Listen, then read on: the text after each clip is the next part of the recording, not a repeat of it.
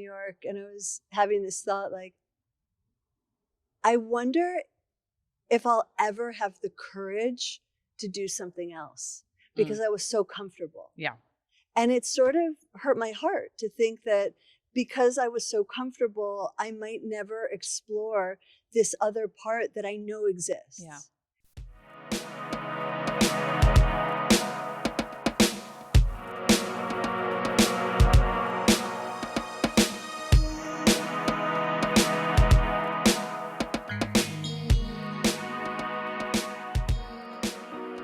Hey BBs, Happy New Year. I hope 2025 is treating you well. It's me, your favorite auntie Marjon Carlos, and this is your favorite auntie show powered by Cash App.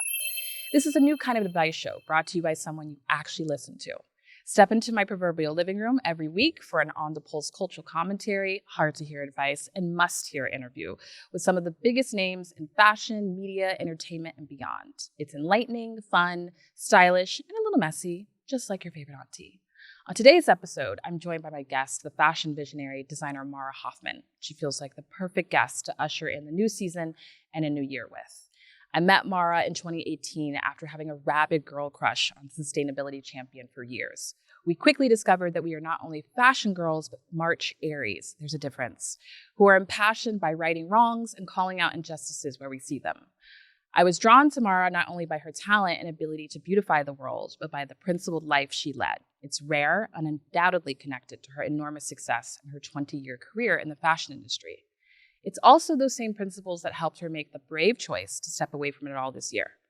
We'll be talking change, pivots, and transformation this episode, so please take notes.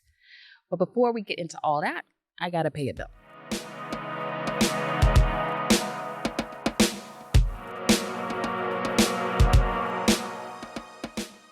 Listen, we've all been there. A wild weekend after payday has left us looking at our balances, confused and questioning our life's choices.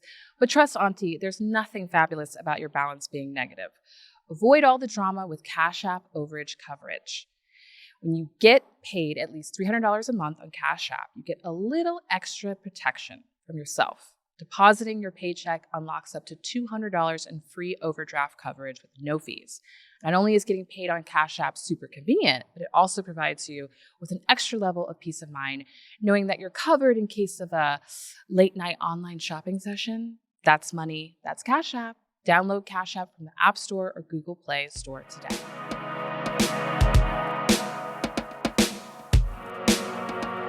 Mara Hoffman is a fashion designer and entrepreneur who seamlessly combines a deep love of fashion, a concern for sustainability, and a belief in life as art.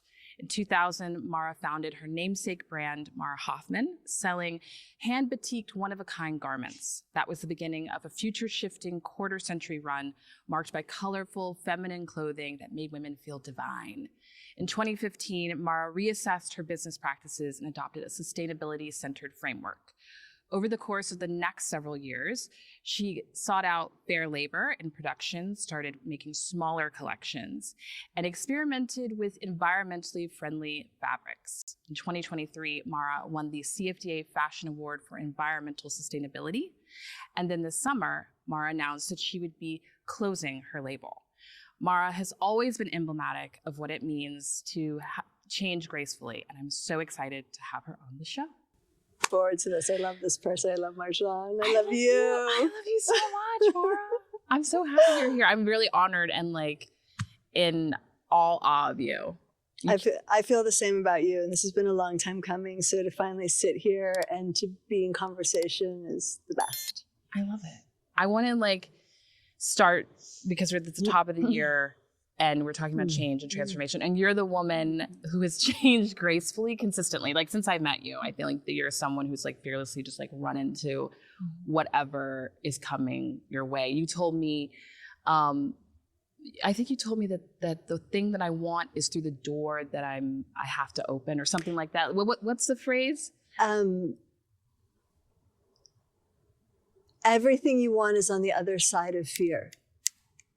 And I didn't write that, but it's something that has deeply resonated. It was always I had this idea that if you're going down the tunnel in your life and one of the doors says fear or terror, that's the door. Open that door, do that pathway, because everything is on the other side of that. Yeah. I keep that in mind all the time. When I need to be super fearless, I'm just like, you got to go through that door. So I really appreciate you. And I think you are someone who's a great example of that. And I want to talk about the transition of closing your label, your namesake brand. And I was thinking about our friendship and our conversations. And I remember specifically that in the spring of 2019, you had a presentation and you had all this dirt in the middle. It was a funeral. Yes. Yeah, I hosted a funeral. Yes. Was it 2019? It was like around. It was like 2018. Maybe like a little bit before. Yeah. But yeah, it's been percolating. I know. Or at least the theme of it has been there, I think, always since like the higher levels of consciousness I've been able to like step in, the more present it is that things are dying and things need to be let to die. You've got to let the things die. So that was a response to, I think, a very premature feeling that was on its way. And so I invited people in lieu of a traditional fashion show. I hosted a funeral where we brought in like hundreds and hundreds of pounds of soil, really dark soil, and all these lilies and a processional like funeral band. And yes, I remember that. These women were dancing kind of like Pina Bausch style. And it was about inviting people to bring the parts that were ready to go back into the earth, like to let it go, to let it grow, like put it back in the earth, like let the thing die that's got to go. I love that. But I thought of that. Yeah. Funerals. Yeah. Big fan. I know, but you know what though? I think that your ability to talk about grief and letting things go, I think is a superpower because it really does scare people. And I think that that's like a part of what has made you so fearless and like in letting things go. But I was just like, I think that was like the beginning of something that was coming towards you. 100%, and then it's just made itself more and more present until, here we are. I know. Having this convo. That was like 6 years ago. Yeah. 7 years ago. It makes sense. The 7-year cycle, right? Which I heard you like talking about, waxing prophetically about. 7-year cycle. For sure. I mean, like our hair goes through it, our skin goes through it, our relationships go through it. So cycles, the beginning, the middle, the end, everything has it. And the cozier we become with the endings, the more exciting and graceful life actually becomes, I think. You get to live your life in a much fuller way when you're really comfortable that things end. Yeah.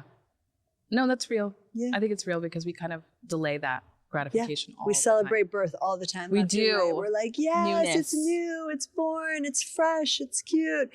And we really, I think just in our particular culture, we really try and push death away. We try and not look at it. We try and avoid it. There's so much shame around it. But I think we would be living such fuller existences if we were really embracing it. The beauty is far superior almost to the one that comes with the beginnings and the birth. I agree. Yeah. I like to blow up my life every couple of years. I mean. It's like a fun thing to do. I know. Upheaval is a really extraordinary tool, especially in stagnation, right? It's really easy to stay in these like low levels or high levels of stagnation because it's kind of comfortable, because it's what we know. Yeah. But it's when you do the hard thing and you introduce something that will upheave it from its state, it's the only chance we have of like a really life well lived. I agree. Yeah. I totally agree. I need to live it more, but I agree. We all do. What was the moment for you where you were like, okay, I have to step away. I have to say goodbye. Was there one singular moment? This has been like, so 2024 was such a year. Yeah. I had been getting the hits around this. So I think like the real understanding that there was this like larger wave coming towards the shore was during the pandemic, like all of us. And we were in this really state of examining what was broken on the micro and the macro. And I think so much in the fashion industry, we were all being met with the things that weren't working. And whether that was the cycles we were on, the scale of our production, the inventory we were sitting on. And it was hard to not like really kind of see what was happening underneath, especially if we had partners canceling orders. We're sitting on all of these orders that were meant to be taken by larger companies who were our partners. And you just really had to come face to face to the bigger issues that we were all abiding by. Some like weird, very outdated contract that the industry we were going along with, because it's really hard to change it. Yeah. And so I think a lot of people wanted to use that moment to transform their businesses. It felt like an opportunity. And for us as well, it felt like, okay, look, shit's a mess. And why don't we do what we've wanted to do anyways? And for us at the time, it was transitioning the company to be more heavily on the DTC side of things as opposed to the wholesale. So like going into the pandemic, we were structured 70% wholesale, 30% DTC, direct to consumer. So like our e-com business. Yeah. And then once we had all these cancellations come through, we were like, fuck it, let's own our business, right? And so we've gone through that shift, and we did everything that we could to like invest in our website, in our marketing, and it felt great in some ways to take that ownership, but at the same time, we were now owning all of our things. So there wasn't the partnership in the manufacturing and the inventory ownership. And I think that for a lot of people, the things that you kind of were met with during the pandemic, they didn't get really fixed. Yeah. They either sort of got Band-Aids put on them, and then those issues came back up to be seen again in the years that followed. Yeah. And so I think I got to a point with it where I was looking at the work that we were doing and all of the effort that we were putting into these new systems within the sustainability framework that we were completely dedicated to. And then seeing kind of where the ceiling was with this like larger system, an old, very broken system that was ultimately built on oppression, built on a really weird patriarchal idea of success, and not there to care for humanity or any living being. And so here we are, like this little engine that could, trying to build new systems, and yet like we kept sort of hitting our head, or things became significantly harder. Yeah. And we were always in this sort of scarcity song. And that's not my song. Right. Like after a certain point, you're like, can somebody switch the tape? We're back to the scarcity mixtape. I've talked about this, but it's like something, right? And you're like, oh my God, we don't have enough money to do this. The budget won't allow for this. I'm like, I hate these songs. Like, I can't, this cannot be my truth. Right. No, I hear you. And so at that point, and thinking about it, was like, okay, so at a point, so a brand at my point right now, my size, I can go and I can look for partnership. I had never done that. I had never taken an investment in 24 years. That's amazing. It's amazing. That's an incredible accomplishment. It was amazing. So we started to put this deck together, this beautiful deck. Not a beautiful deck. I love a beautiful deck. I'll send you this beautiful deck. Okay, send me the beautiful deck. It's so beautiful, and it's such like a tribute to the gorgeous work, the dedication, the stunning design.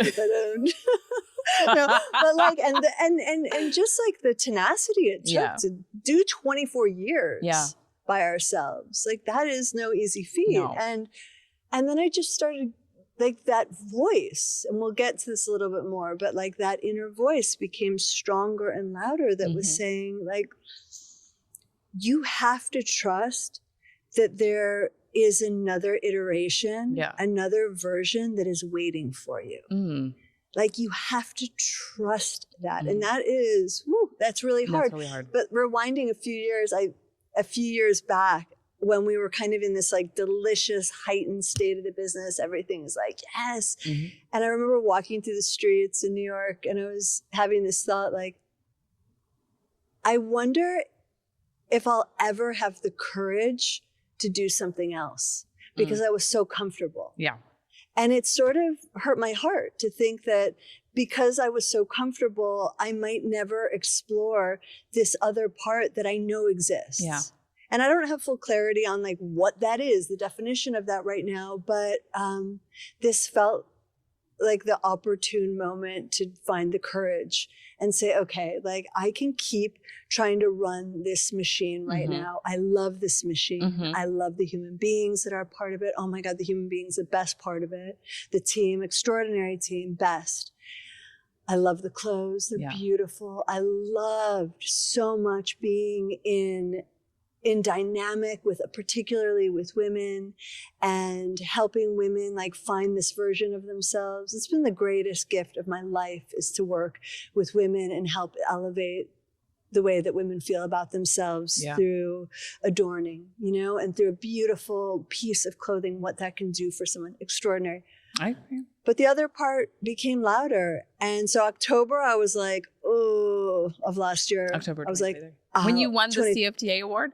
Oh yeah, I knew shit was like that's amazing. So I got the call for the CFDA award in July, and I was like white knuckling it. In July, I was like, oh God, this is hard. What am I gonna do? Right. Like, am I gonna trust this thing and like understand this, or am I gonna keep persevering and like banging my head up against it, go for the partnerships, go for an investor, do the tap dancing, do the thing, and probably compromise in an extraordinary way for that.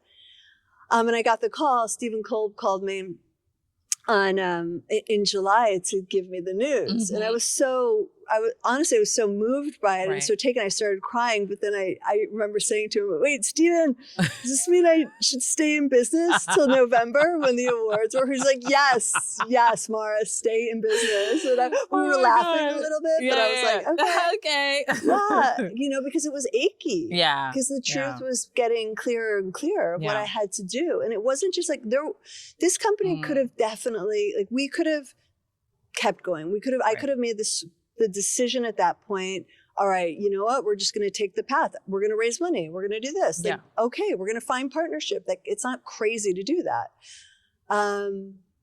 But the other voice was stronger. Anyways, then the CFDA awards came. And so October, I felt it really strong. Getting that award was like all sorts of things because it was such an honor for us to be recognized for that work that we had done. But also I felt this like looming truth of the reality of the industry, reality of the limitations that we were faced with, and the heartbreak of that. And then by the end of January, like the clarity landed. And I told my VPs, the clarity came in on a Sunday, and then on Monday, why are we like this? Because it's how it goes. I sat with my team, and I said, "Spring is our last collection." And from that point, that day, I had the most. Again, I cannot like love on or celebrate my team enough, and how like through thick and thin. And these aren't people that were there for a few years. These are like 15-year, 18, like long-term people who were so devoted, and it was their work that made the company as extraordinary as it was. It was such a team effort. And as soon as they heard my clarity, they were like, there it is.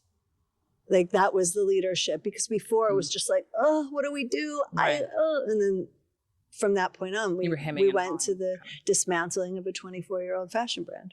Started that Monday. How did everybody was kind of like they were obviously sad and mourning, but like they went into action. Everyone was like, okay, how do we do this?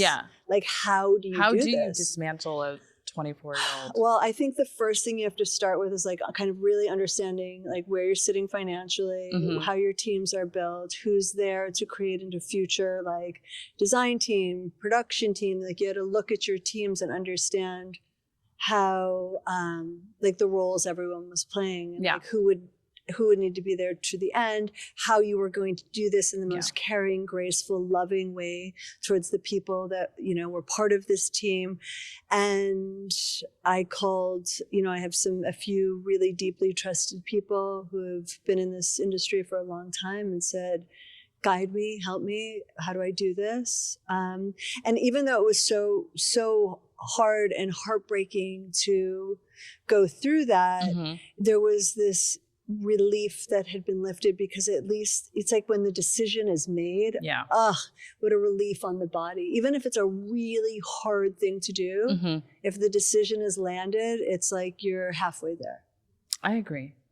Did you have to, I think sometimes when I make big decisions, I have to give myself permission to do that. Yeah. How did you give yourself permission to like let go? Because you obviously have a lot of people you're responsible for. For sure. You know? For sure.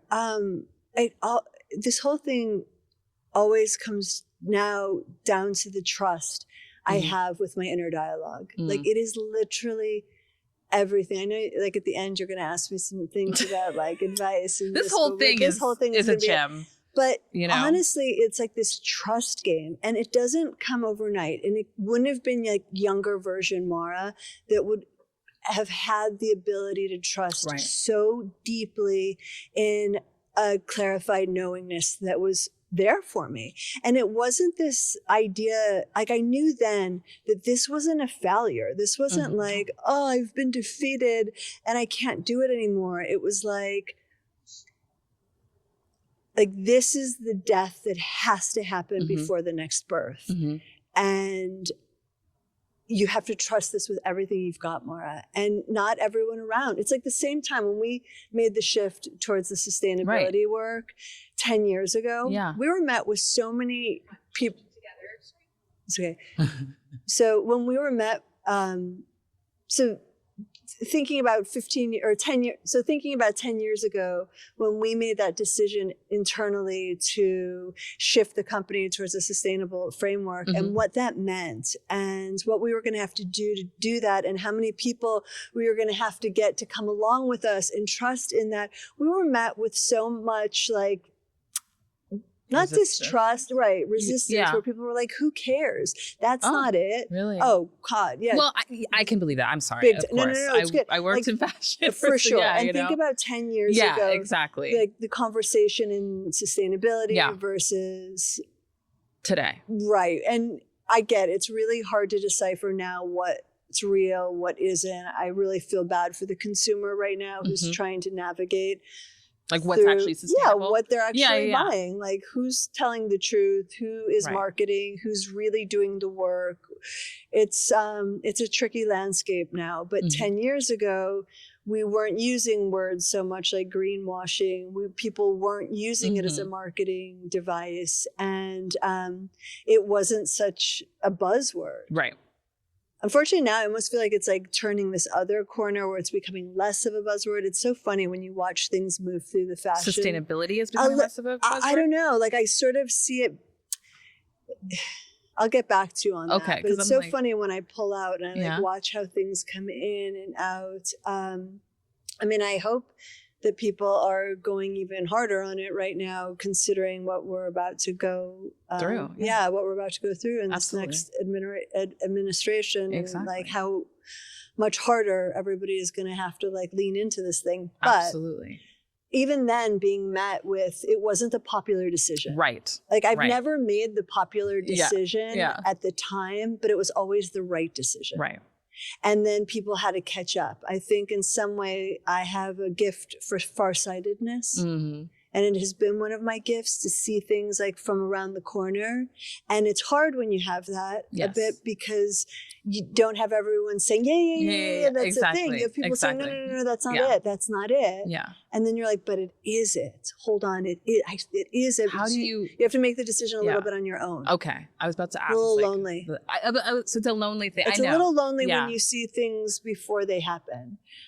Because you want people to like be right next to you for it. And honestly, so many were. And the people that were really deeply in it with me, they might have like wished for a different outcome, but they trusted me profusely. And my husband was there, and he was like, you know what you're doing. Like, this is the thing. Yeah. Like, do the thing. Yeah. And that was huge for me.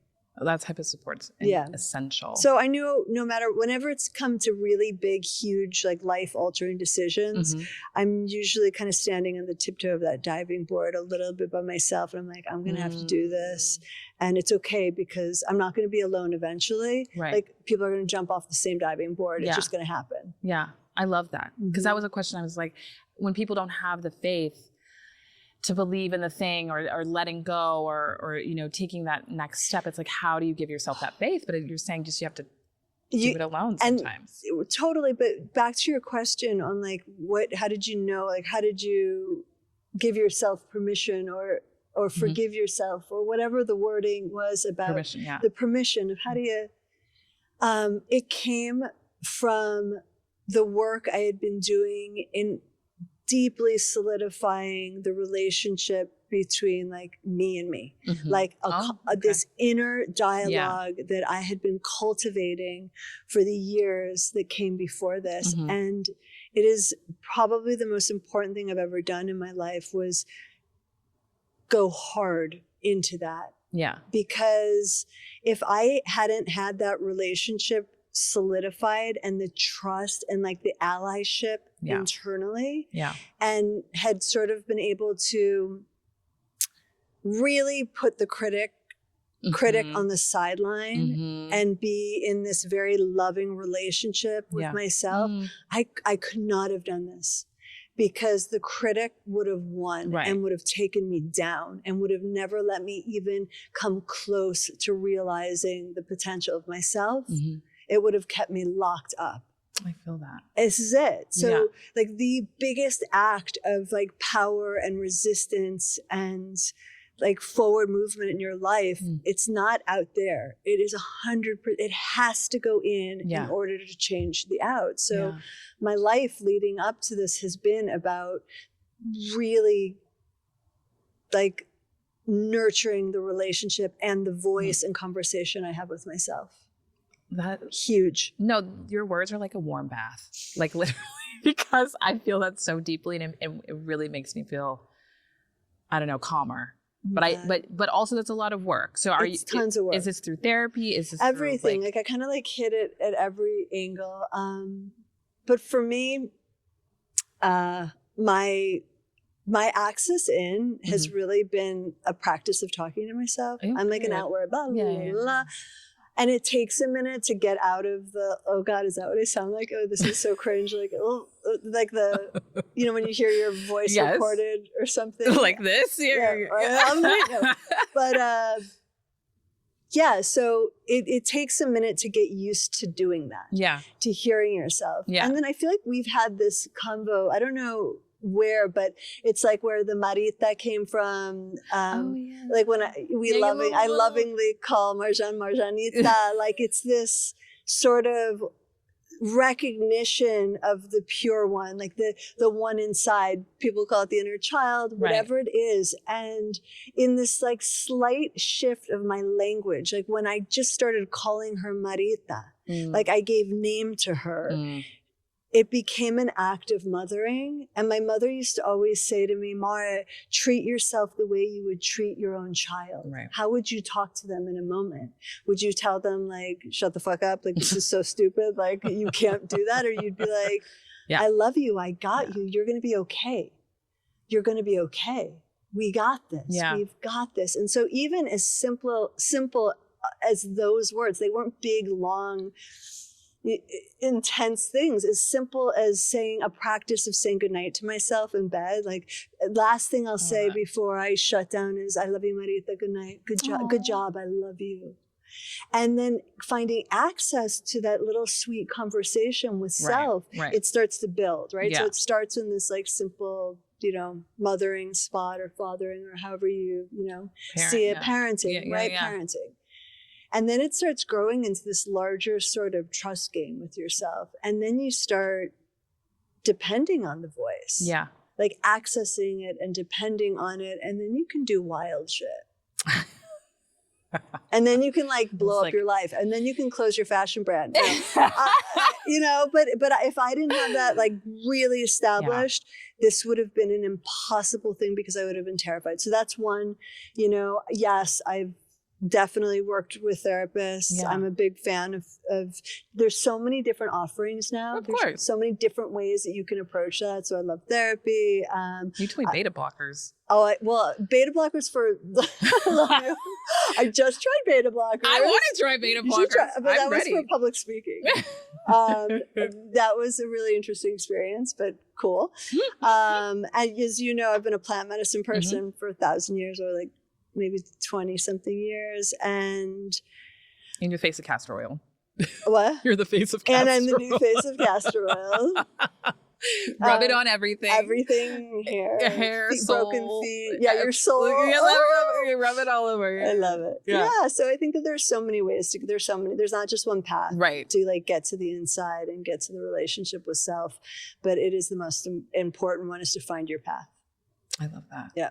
Huge. And it's huge and it's essential. It's why we're here. And two things that jumped out at me. One, you were talking about mothering and parenting. I'm curious about how being a mother, you are a mother. I'm a mother. You are a mother, but you are also a mother. How being a mother impacted your decision to say goodbye, and like how, and if at all. Yeah, it's tricky. So my son is 13. Yeah. Right now, I can't believe that. He's 13. That's great. It's totally wild. Oh my God. He's going to be 14 spooky. in April. It's wild. He has a mustache. Shut the fuck up. He has a mustache. And braces. Like this cute. beautiful. I love it. It's so good. He's a cutie patootie. It's funny. Again, I go back to these two major pivot points. The one 10 years ago where we're like, we're changing this, change or die. Yeah. Like we're transforming this company towards one that I have integrity with and that I believe in. And that was for him because I couldn't bear it. And I couldn't bear like my kid dealing with all the shit I had made and his generation just being buried in it. Right. And when I say me, I mean the industry. Like, I mean all of our shit. Yeah, no, of course. Right. Yeah. So I think for this one too, it was a little bit harder because Joaquin loves the, like this small fame piece that has come with this. He loves it. That's interesting. Like he was my date to the CFDA Awards, yeah. and he'll tell you that it was like the greatest night of his life. Well, yeah. I gave him a little amazing. Film camera, and cute. he was going up to the celebrities and taking their photos and having these, and he's an incredibly charismatic, beautiful little human being who people light up. Like you're not going to be like, get out of here, you can't take my picture. Demi Moore is like, yes, of course, like take my photo.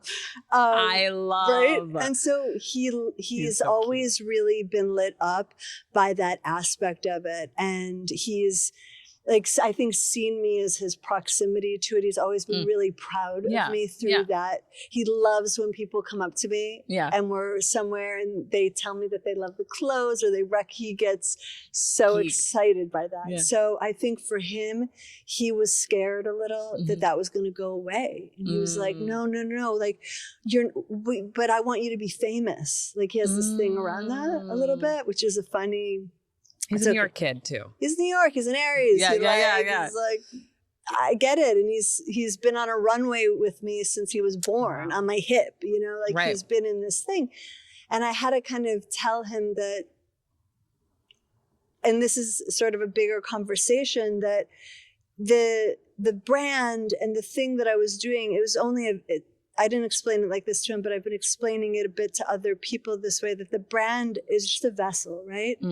But the source of it is here. Like it lives in here. And I've just been pouring this source into this one specific, beautiful vessel, right? But like when that vessel goes away, the source just like returns back. And then it's up to me to sort of create or choose what this next vessel is going to be. Like, I don't die. Yeah. All this creativity and vision and love, that doesn't get closed up. Yeah. That gets more intensified now because it's like in a singular, it comes back. It belongs to me then to redirect into another vessel, right? And I think it was like trying to explain to him, like, baby, no, hold on. Like, this is just going to take other form. And it isn't that, my goal is that the next version or iteration has to come with big recognition or fame or whatever that is. It's just that I think the magic he was really identifying with, that wasn't going to go away. And that we could focus also on his direction of living in the world, that it wasn't always going to be about me. It's like, okay, Joaquin, like, let's build your dream. Right. Like, it's not always about me doing the thing. Now it's your turn. What do you want to do? And he, you know, it's so funny, all the sustainability work, that nurture nature conversation. Like, my kid is like obsessed with Lamborghinis. I was like, like Tesla or something.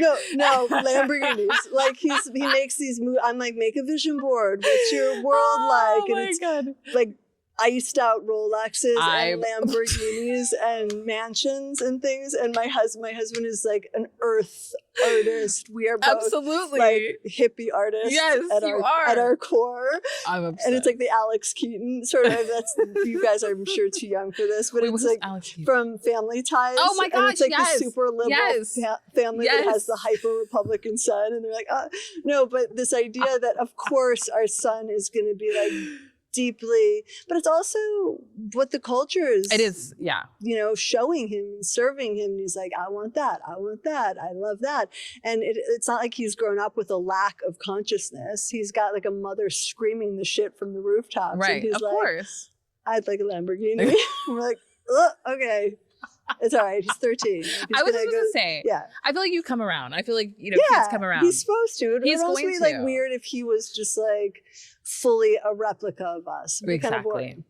Exactly. That's real though. I love that. But I think that's also interesting that he brings up this conversation around what, like, if you like a fear of disappearing. Of like, isn't it all of ours? It's a human fear. Yeah. And I mean, like relevancy and like staying relevant. Do you must have wrestled with this 100%. Well. Yeah. I mean, that was such a big one. Yeah. It was so terrifying. I went through like terrifying pockets of it. Yeah. Because I've lived this identity through and through. I mean, the brand was named, we shared a name. Yeah. Mara Hoffman. Like, I highly recommend too. I've been thinking about this. Like, if you're going to start something, if you're going to start like a material made thing, do not name it your name. Really? Yeah, don't name it your name. Like, think of something else. So you separate the human from the ink, you know, the Mara Hoffman ink, the enterprise. I mean, actually do it whatever you want. Like, go ahead. It's a good piece of advice. It's a good piece of advice. But after this point, I'm like, okay, it's been a beautiful thing sharing a name with my creation. But also it made it really hard. To extract yourself. Yeah, because I live in the world as a brand. Yeah. And people recognize me as this thing. And so then when I announced that I'm going to end this thing, I knew that it would come with a huge, I didn't know how big that wave would be because it was a pretty big wave of like eulogies, basically. It really where people were like saying goodbye to me.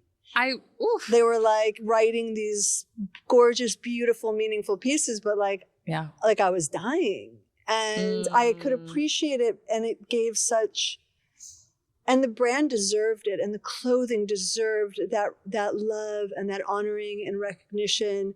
So it was a gorgeous thing, but it was really interesting being the human being next to it, holding all of that. Right.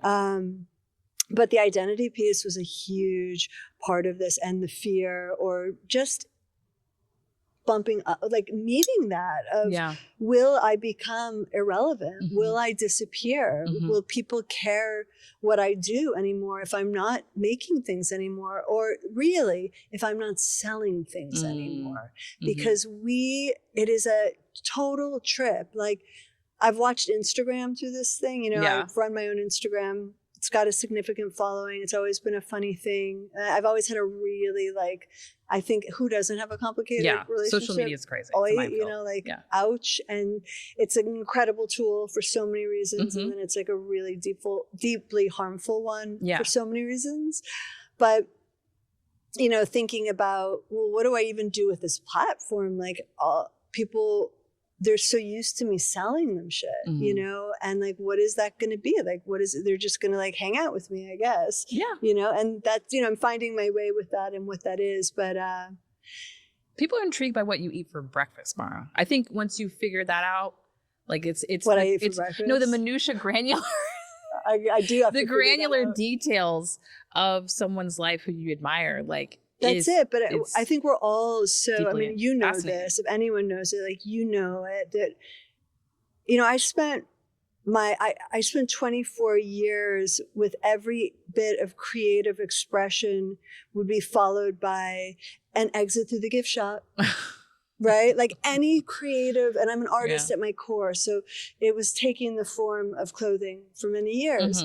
And so anytime there was an expression that I would put out, it was always like, and you can buy this, and this shirt is for sale, and these pants are for sale, and this bathing suit, and buy this. And one of the achy parts, and one of the things that really helped me make the decision was a true understanding that I'm selling people things that they don't need. No matter how gorgeous and beautiful they are, my dedication at its like root is to beauty, and the beauty that is connected to earth, right? I am an earth human being.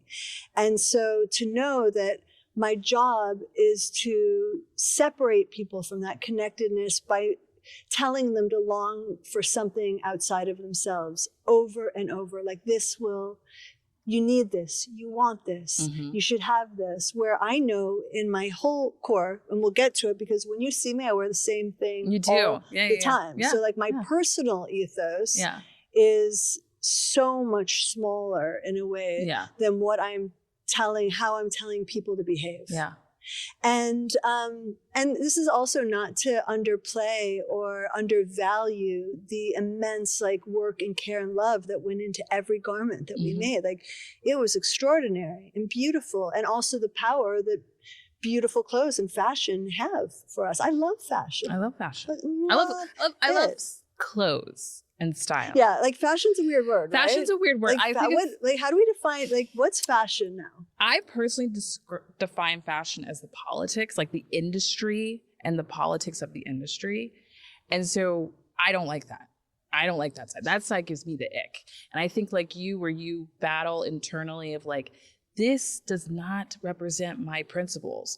A lot of fashion does not represent my principles. It being stratified along class and race lines, that's crazy for me. Like, then the fact that I've been doing it now for as long as I have, it's wild. But it's also, like, to your point, I understand the power of clothes. And when you put on a well-made garment, you can feel like you can do anything. Isn't that it? So that I feel like, oh, I love clothes. I love style. Like, you have style. Like, your color palette here, the cut, the silhouette, everything. That's style. Fashion is more like the oons, am I on the list? I love that. Am I on the list? You know? And that's the stuff that can eat at you. Fashion. Yeah, it's a funny when we like pause and be like, what is that word? What does it feel like? And what does it mean to you? And you're like, yeah, that's it. I've thought about it a lot. And I really feel you when it comes to when you're identified with something and you are at odds with it as well. And like that inner conflict of like, everyone thinks that I'm in fashion, but every September and February, I have anxiety. I have anxiety attacks, and I talk about it. I appreciate so much that you talk about that. I got a lot of heat for it, but really? I think it's because in like what way? But it's like, to your point about when you say the unpopular thing, you have to do it alone.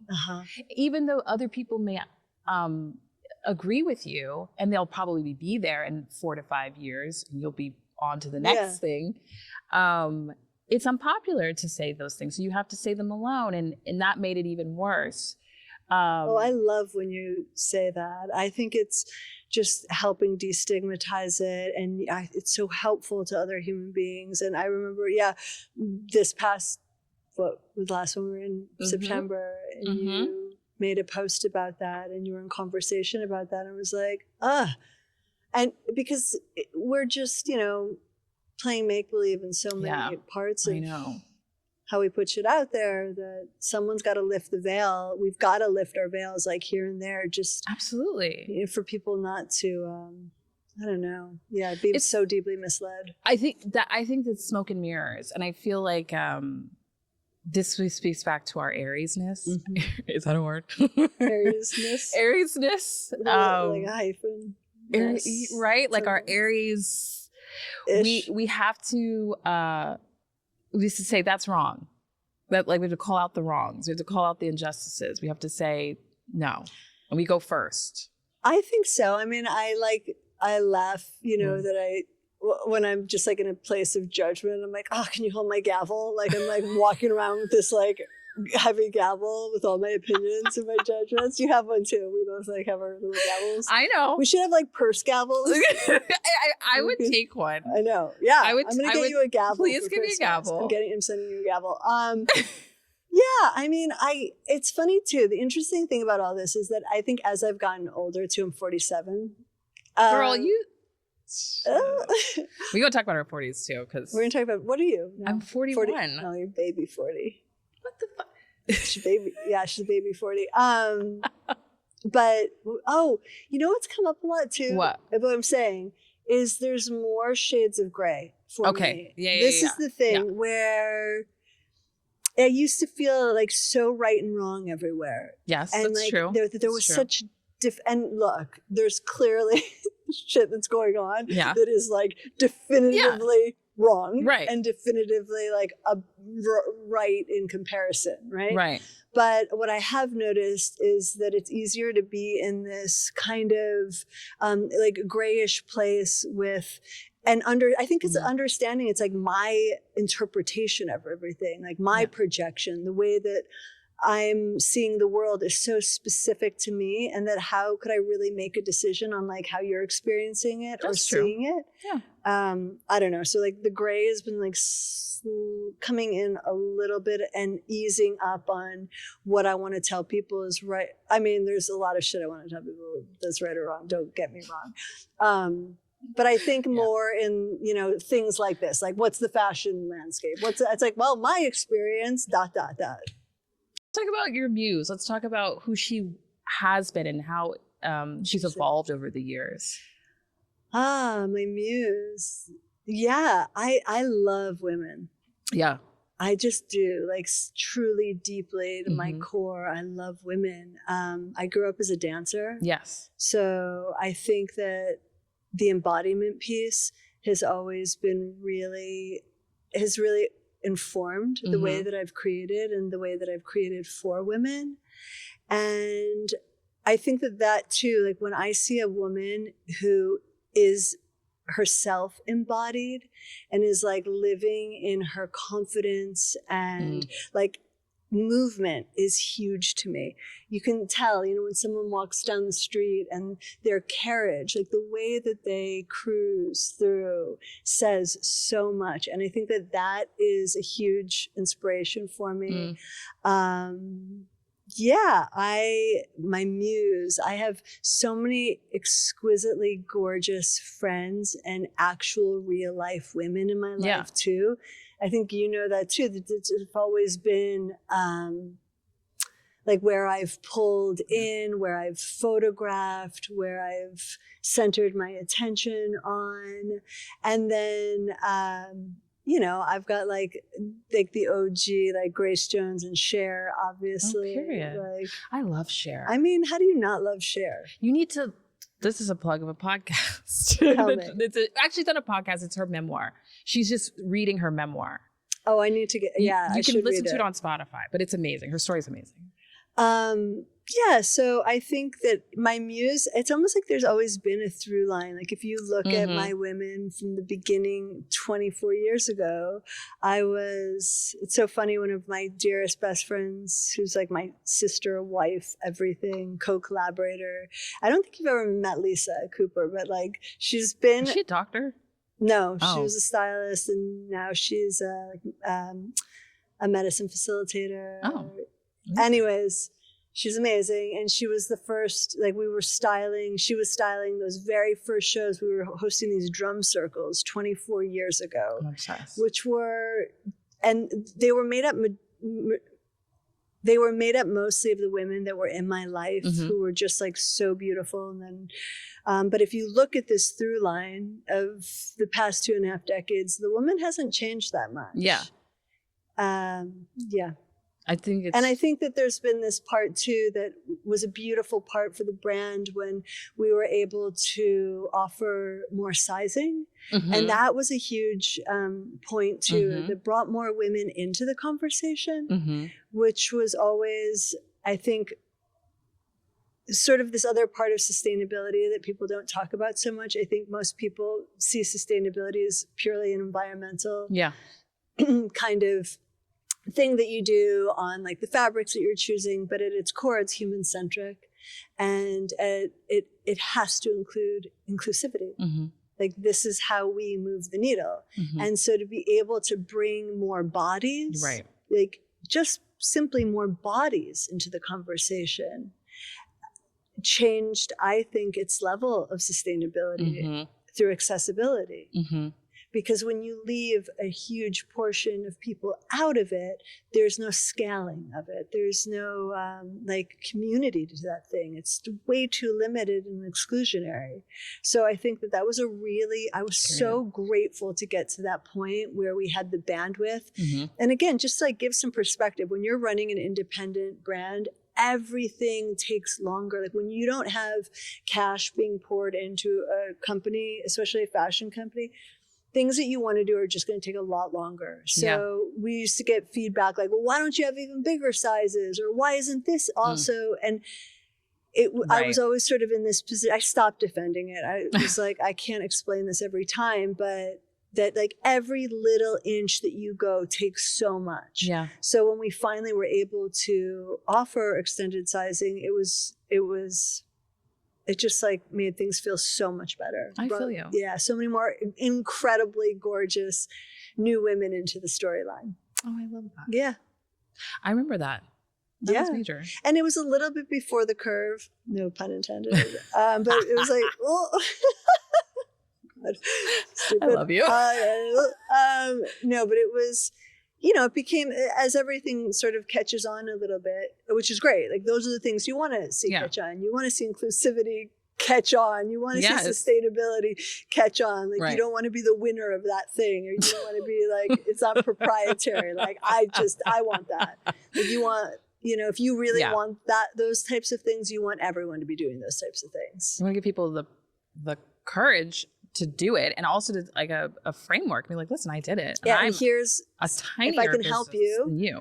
Like this is, and that was also such a gorgeous part, I think, about my company. Is it was a very generous one when it came to, and I think in general, like the sustainability world and community, the people that are in it for really truly the right reasons are all very generous. Because they are also under the philosophy that like when one boat rises, all boats rise. So like if we can get everyone to do this, we have a much greater chance of getting out of this thing alive.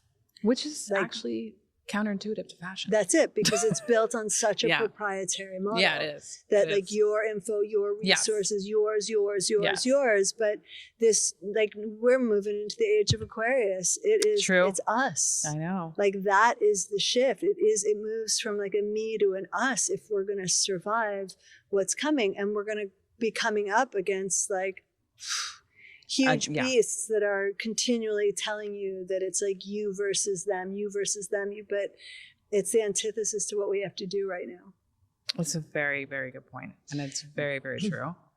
I'm curious, because a lot of, to that idea of bringing people in and extending the size, the sustainability of it, a lot of it came from like the popcorn dress. Wait, not a lot of it, but this popcorn dress was such a, everybody can participate kind of garment. And I was reading up on this piece that the Cut did, and they were like, it's like the Hervé Leger bandage dress. Remember, Marjon called me? Oh yeah, I did. Like, I remember I was like I was getting a passport photo, and I was at a CVS, like out in, in the woods where I live most of the time. And Marjon was like, she called me about the piece because she just wanted. I'm a crazy loyal. She's very loyal. And like bee, and it stung you a little bit, and you were looking out for me. Yes. Because it was written. I think it was ultimately a very complimentary piece. I think so too, in its nature and the nature of the language of that magazine, it sort of had to, have some sharp edges to it, and get a couple jabs in there. And it wasn't anything that I didn't know or feel like. Look, it's like a blessing and a curse when you design something that becomes really, really popular. Yeah, I was asked. It almost drove me crazy because it was like, honestly, like the popcorn dress was like the beginning of the end. Right? Especially for a sustainability brand, right? Like the virality, when Beyonce wears it, it's like, I can only imagine the Beyonce It's like amazing. effect. And you're like, okay, you got 5 minutes left on the clock. Yeah. Like, yeah. Right? Yeah. Because like anything that gets that much traction and people are like, this is it. It's like, it's meant to then go away as quick. Yeah, exactly. What you're saying, the sustainability piece, anything that is so on trend and doesn't, but the other side is like, I think that there is a timelessness to this. Like I'll have those pieces forever. Of course. And like, I think a lot of women will be able to wear those for a long, even if they put them away for a minute and like in 2 or 3 years, bring them back out. You don't even have to put them away, wear them. But anything of like high, fast trend is the opposite of what we're trying to do here. And you can feel it. Like I remember feeling it. Like I was so excited that there was all of this attention around this one piece or this like one texture that was done.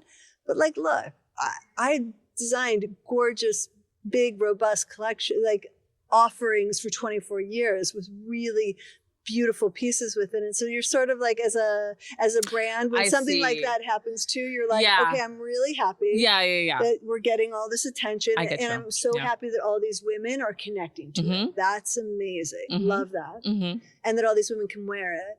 But there's also a little piece as the designer and you're like, well, okay, yeah, cool. But like, what about my other like deep stuff? This is great. Like that happens to me all the time. Like when I write something, let's say I like spent like a month writing a piece and like a few people are like, yeah, that's nice. It's like the throwaway like Substack that I write in like an afternoon that everyone's like, that was some of the best writing that I read. And I'm like, what are you talking about? Like, oh my God. That's the thing. Like maybe it's that like beautiful universal lesson that like nothing's precious. Like, this is true. Let it go. Like, whew. Like let's take off our like take our hooks out of every creative expression and like, I don't know, like let it rip. Yeah, it's sort of. Because you never know exactly as an artist. And when you create a piece of art, it's no longer in your control after you release it to the world, which is hard. That's right. Yeah, the popcorn dress.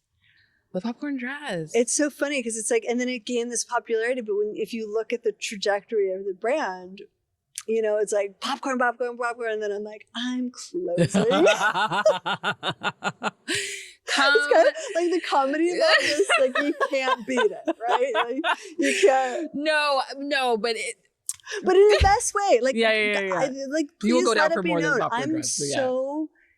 I am so happy that I closed my brand. Right. Like I'm not sitting here going, oh, what did I do? That's amazing. Like, this is clear. This is like, I'm on the other side of the bridge. And I know so full-heartedly that it's my job to help other people get across their bridges now. And it might not be about closing their fashion brands, but like we all have these bridges and they're totally terrifying. And the more comfortable you are where you are, the harder that bridge is. So it's sort of like cultivate the discomfort, man. Like let the discomfort work you because it is such a gift. And so like sitting here now, I have never felt more at peace in myself. Like I'm good. Yeah. I'm so excited about this next version of like what I get to be, how I get to express. Small little total bonus. I felt it so much during like the Black Friday, Cyber Monday. Yeah. And it was this sense of relief that I wasn't selling people things. Yeah. I was like, I had no idea what selling people like the energetic of selling all the time, what it was doing to my system. Yeah. It's a certain thing that like eats at you. You don't even know it's happening. That like your job as a human is to get people to consume more things, no matter how beautiful. And you're like, buy this. And then to stop doing that, you're like, whoa, what is this feeling that like, I don't have to like sell something right now. It is a relief. On the system. And then like I was laughing with my cousin Celine, I love Celine. Amazing, who worked with the company in a CSR position for a long time. Amazing, so smart. And it was like the day after the election and I wrote her, I was like, dude, how happy are how happy am I that I'm not trying to sell a bikini today? Like in these moments of like what this world has been and what brands dumpster fire have been asked. Like we've watched this. I mean, think about 2019, then think about 2020. Yes. The role of brands. This, and then who's speaking up about what, who's doing what, and then at its core, you're selling something. No, at the core, it's like, and buy this bikini. It's like that meme of the influencer. Have you seen this meme? No, what is it? It's like the world is ending, but the influencer's like, hi, welcome to my Amazon Live. Like, I'm gonna sell you this product, and it's really crazy. And I can and please make it clear that I am not mad or in judgment of everybody who's doing their job. Everybody's doing their jobs right now, and I adore my people and peers in this industry that are doing their jobs. I don't think everyone should close their brands. This is not my messaging. Or do I think that I don't sell things anymore, that there's something like that. It's just so personal to what my system could and couldn't take anymore. No, I feel that. And I think people understand that. I hope so. Because again, let it be known, I love clothes. I love beautiful design. I love designers. I love it too. Yeah. I want to talk about personal style just a little bit. On that note, you and I are both members of the Itty Bitty Titty Committee. And yes, zoom in on Would you like to see my breasts? Okay. You basically told me. Can you put those little sensor things and I can do the rest bar, of the please. Topless, and you would kind of the ratings would skyrocket. It would go viral. I mean, yeah, it actually would. It would. But you told me to wear my boobs, and I think that was a permission that I hadn't given myself. I had kind of stopped wearing bras at a certain point in my life. Yeah, and I only wear them now to fill out stuff if I feel like I want to create a shape. But what's the power of embracing your form and in forms that are not stereotyped, it's on an hourglass, it's I'm pear shaped. So it's yeah, I think it's just again, it's really hard to find your thing or your things or the entirety of what you love about yourself when you don't actually love yourself. Yeah. It's going to be really hard to find it on the physical when it's not happening on the emotional. Cellular, so again, in order to worship the body, you kind of got to worship the emotional spirit version. So, and for me, I mean, that's but I love my chest area. I love my boobs. I love, and it was also funny because it's it was a part I think that I used to feel more self-conscious about because it's kind of bony up here. Yeah. And or people would call it out in photos or be eat something or whatever. I mean, everyone's got something, you know, and that's such a weird part of the being famous. No, the internet. Well, and being famous on the internet. Or I think anybody putting anything out. Yeah. You leave yourself open to feedback that you don't want. Unsolicited. You don't want. Who's that? That's rude. Right. So anyways, it's my favorite part. I don't care. I don't care if it looks bony. I don't care. I like I like wearing things really open. Yeah. You're not even, you're not even wearing a bra. I'm not wearing a bra. How do you keep it closed though? Because I mean, it's sort of see. I use tape. It's tucked in, and then usually I depend on the people around me going, Mara, I can see your nipple. At work, you go, Mara, I can see your nipple. Put it up one more time or at a meeting or something. So I depend on the kindness of strangers. Right. No, I feel I depend on that and tape. I use boob tape. I don't use tape. I use boob tape because I have a lot of dresses. Obviously, and they're boom, right there, right? Dart. I've used tape, right? Yeah. So if it's this, this could use a little the nip slip. Yeah, nip slip. But I feel also it's a reminder for posture. This is true, right? This is always very true. It stays there if my spine is straight. Yeah, shoulders are back. I can keep my boobs up. But also, I've been wearing more bras lately because I'm worried as I'm entering this new Era. Like beginner advanced stage. I'm entering the beginning of advanced age. That like I want my boobs to stay. Oh, period. You know. Oh, and dry brushing. I have like a lot of things. Like I think that dry brushing is a fantastic thing, and it really helps the skin and it helps the elasticity and so much moisture. I mean, we could do a whole thing. We could, because maybe that's my next, iteration is like. I mean, dry brushing, castor oil, and boobs. I hate to say this, but I would buy anything you're selling. Okay.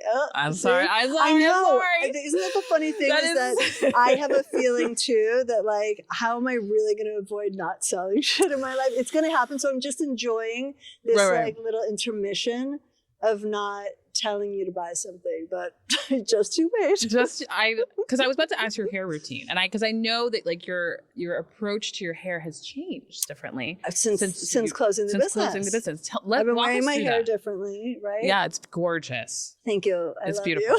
It's beautiful. So I, like Marjon knows, am such again a deeply uniform person. So for years I was wearing like the croissant, I would call it. Yeah. And so I would take my hair when it's wet and twist it into this like long coil kind of. Yeah. And then clip it onto my hair and then push the coil up like this and then repin it so it looked like a twisted croissant. It was beautiful. Thank you. And I was getting to this place. I wore it like that until September.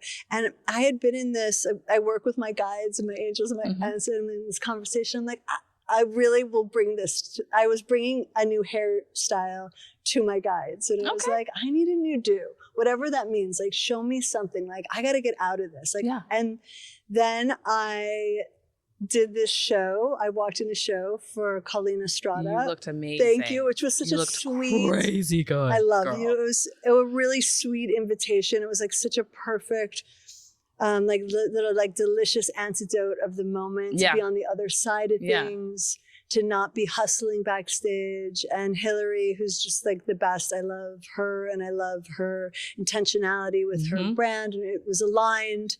I think we both have deep reverence for the other one on so many levels. And so when she invited me to walk that show, it was a big yes. And they were doing the hair.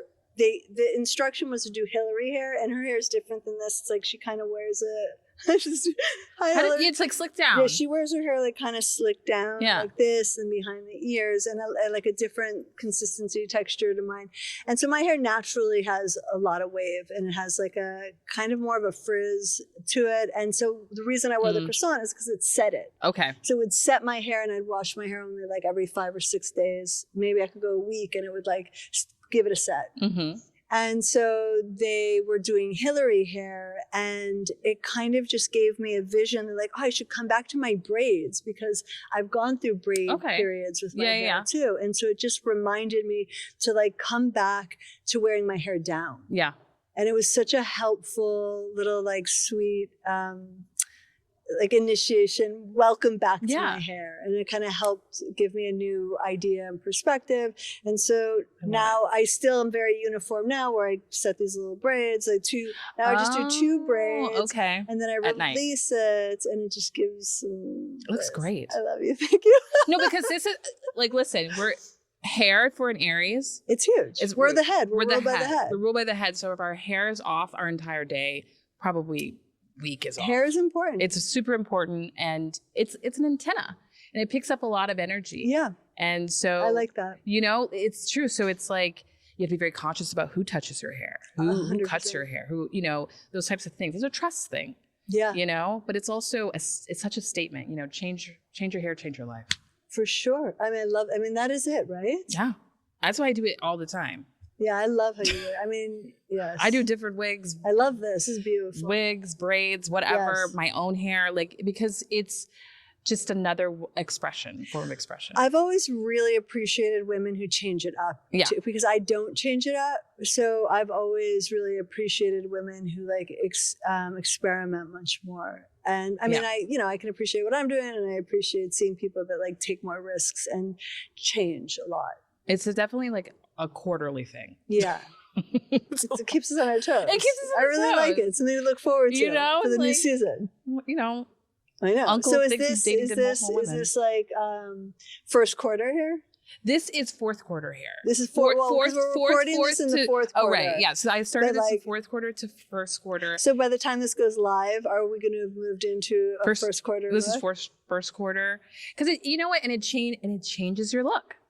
Hair is 100%. As much a part of you as these genes that you've probably had for 50, 11 years. Yeah. 50, 11. Love you. It's very Southern.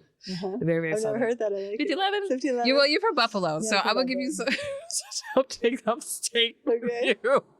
I have to whine out a little bit, which I hate. I hate whining down. I don't like it. But what'd we miss?